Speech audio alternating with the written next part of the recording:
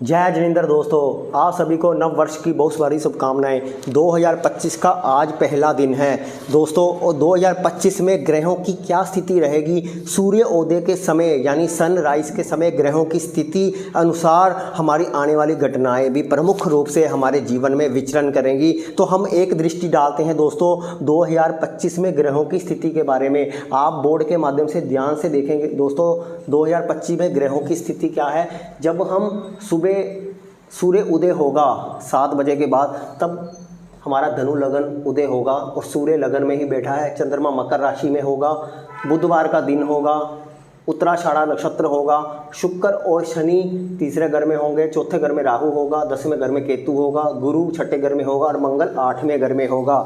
तो ये स्थिति हमारी जो रहेगी, हम एक तरह से ये साल की कुंडली ही हमने बना दी। ये कुंडली से जो है रिजल्ट उत्तम आने के संभावना सबसे ज़्यादा रहती है।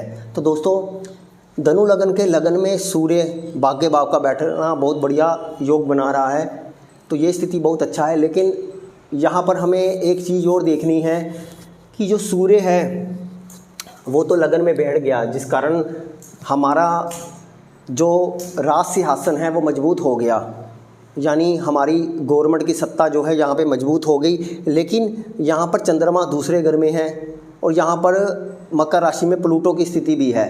10वें जो दूसरे घर में मकर राशि में प्लूटो भी बैठा है। जब हम मुंडेन एस्ट्रोलॉजी की बात करते हैं, जब भी प्लूटो का संबंध चंद्रमा से बनता है तो जनता में आक्रोश की स्थिति बनाता है, जनता में आक्रोश बनता है, जनता सरकार की नीतियों से खुश नहीं होती। तो यहाँ पे चंद्र कुंडली से जो सूर्य है वो 12वें घर में आ जाता है। चंद्र कुंडली से सूर्य यानी सरकार से हानि और सरकार से आक्रोश की स्थिति चंद्र के कारण यहाँ पर बनती है, यानी चंद्र जो है वो जनता भी है।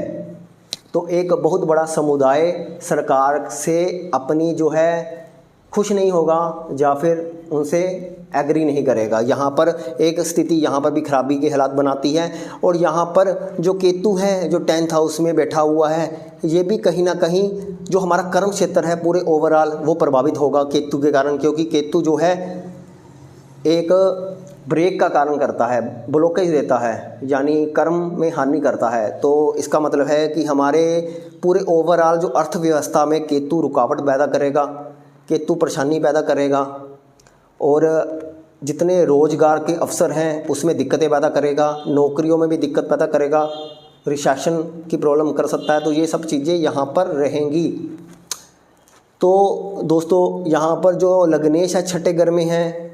अब छठे घर में जब गुरु बैठ गया है लग्नेश का, तो इसका मतलब है कि ये जो साल है, जब लगन का स्वामी छठे में बैठ गया है तो इसका मतलब है इस साल कोई ना कोई लोग बीमारियों से भी ग्रसित रहेंगे। बृहस्पति है तो पेट, लीवर और ऑक्सीजन की समस्या से दिक्कत परेशानी यहाँ पर हो सकती है। और इसका मतलब है कि कहीं ना कहीं कुछ ऐसी बीमारियाँ कोरोना टाइप भी डिसीज़ पैदा कर सकती हैं या कोई नई बीमारी पैदा हो सकती है यहाँ पर बृहस्पति छठे होने के कारण। और हमारी जो देह का कारक है मंगल, ब्लड का कारक है, वो भी नीच राशि में यहाँ पर 8वें घर में बैठा है। तो इसका मतलब है कि मृत्यु दर प्रतिशत भी 8वें घर में होने के कारण बहुत ज़्यादा बढ़ने वाली है 2025 में। ये वीडियो डराने के उद्देश्य से नहीं है, सिर्फ समझने के उद्देश्य से है कि किन किन घटनाओं के माध्यम से यहाँ पर संभावना बनती है। तो प्लूटो का चंद्रमा के साथ बैठना जल हानि दिखाता है, बारिश बहुत दिखाता है। मंगल के साथ अग्निकांड भी संभावना बनती है। वो तो दोस्तों इसमें कोई संदेह नहीं है कि हर साल ही अग्निकांड या जल की घटनाएं होती हैं, लेकिन क्या इस साल इसमें स्थिति के कारण कुछ ज़्यादा घटनाएं देखने को मिल रही हैं। और यहाँ पर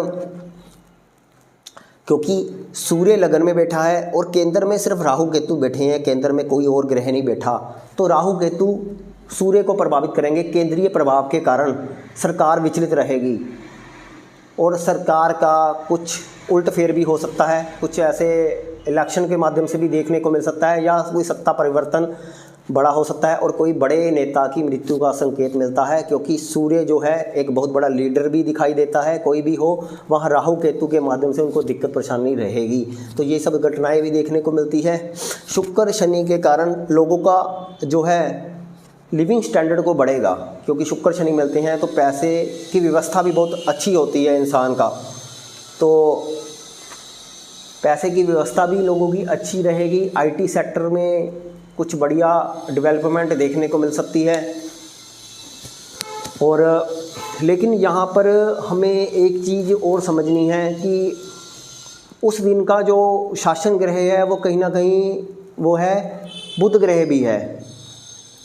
और जो बुध ग्रह है दोस्तों जन्म कुंडली में वो 12वें घर में है। यहाँ पर मैं लिखना भूल गया, बुध यहाँ पर 12वें घर में है। तो 12वें घर में बुध जिस दिन सूर्योदय हो रहा है, जिस दिन नया साल शुरू हो रहा है, वैसे तो हमारा जो हिंदू कैलेंडर है वो तो आपको पता है कि 1 तारीख से शुरू नहीं होता है, वो मार्च अप्रैल से हम देखेंगे। लेकिन यहाँ से जो है बुध को हम राजा मान कर चलते हैं, तो बुध 12वें घर में आपको दिखाई दे रहा है। तो यानी बहुत से निर्णय, बुध डिसीजन मेकिंग का कारक है, तो बहुत से डिसीजन हमारे गलत होंगे, सरकार के गलत होंगे, क्योंकि सूर्य से ये भी 12वें घर में है। बहुत से सरकार के डिसीजन गलत होंगे हमारे, क्योंकि ये हमारे एक आम जनता की नज़र से देखें तो हमारे भी डिसीजन यहाँ पर गलत दिखाई देते हैं, क्योंकि बुध की हम कंडीशन यहाँ पर भी लेके चलेंगे। और जिसकी जन्म कुंडली में बुध की स्थिति खराब होगी, बुध की महादशा होगी, उसको ये चीज़ें ज़्यादा देखने को मिलेगी। और यहाँ पर कुनीतियाँ बन जाएंगी और दिक्कत परेशानी पैदा करेगी। और यहाँ पर यही है। अब यहाँ पर क्या होगा दोस्तों, शनि यहाँ पर चेंज करेगा, शनि यहाँ पर ट्रांजिट कर जाएगा। राहु पहले ही बैठा हुआ है, तो शनि राहु का योग स्टार्टिंग में बन जाएगा। स्टार्टिंग में शनि राहु का योग बन जाएगा। और शनि जब राहु के साथ मिलेगा तो आपको पता है कि दोनों ही जो है पापी और शुभ ग्रह की श्रेणी में आएंगे, तो देश दुनिया में हलचल होने की संभावना यहाँ पर दिखाते हैं। लेकिन शनि का ट्रांजिट मीन राशि में कुछ हलचल तो मचाएगा, लेकिन पर्सनली तौर पर आपकी कुंडली में शनि की पोजीशन अगर बहुत अच्छी है, अच्छे ग्रहों के साथ है, बृहस्पति बुध शुक्र के प्रभाव में है, तो बहुत बढ़िया रिजल्ट भी दे सकता है आपको। लेकिन देश दुनिया के में हलचल और मचाने के योग इस स्थिति में ज़्यादा बनते हैं। अभी और ज़्यादा इसको लंबा ना खींचते हुए यही कहते हैं कि 2025 एक बहुत बड़े ट्रांसफॉर्मेशन से गुजरने वाला साल है, क्योंकि जितने भी शुभ ग्रह हैं वो अच्छी स्थिति में नहीं हैं। गुरु मंगल दोनों शुभ ग्रह हैं, दोनों अच्छी स्थिति में नहीं है। चंद्रमा भी अष्टमेश बन गया है, वो भी अच्छी स्थिति में नहीं है, केतु के द्वारा दृष्ट हो गया है, तो ये उसके आधे भी शत्रु ग्रह बैठ गए हैं। तो चंद्रमा की स्थिति भी यहाँ पर बहुत अच्छी दिखाई नहीं देती है। तो इन सब मामलों से हमारे जितने पापी ग्रह हैं, शनि राहु केतु शुक्र शनि, ये सब बलवान हैं। यानी देव ग्रह कमज़ोर हो गए हैं 2025 में, और देव ग्रह कमज़ोर हो गए हैं और पापी ग्रह बलवान हो गए हैं। शुभ ग्रह यानी देव ग्रह को हम शुभ ग्रह बोलते हैं, वो कमज़ोर दिखाई देते हैं। तो इस प्रकार से हमें अपनी तरफ से ये प्रयास करना है कि अपनी जन्म कुंडली के ग्रहों को हम शुभ बना कर रखें, देव ग्रहों को हम अच्छा बना कर चलें। सूर्य मंगल और बृहस्पति के उपाय हम अपनी जन्म कुंडली के हिसाब से करके चलें, ताकि हमारे जीवन में इसका अच्छा प्रभाव देखने को मिले।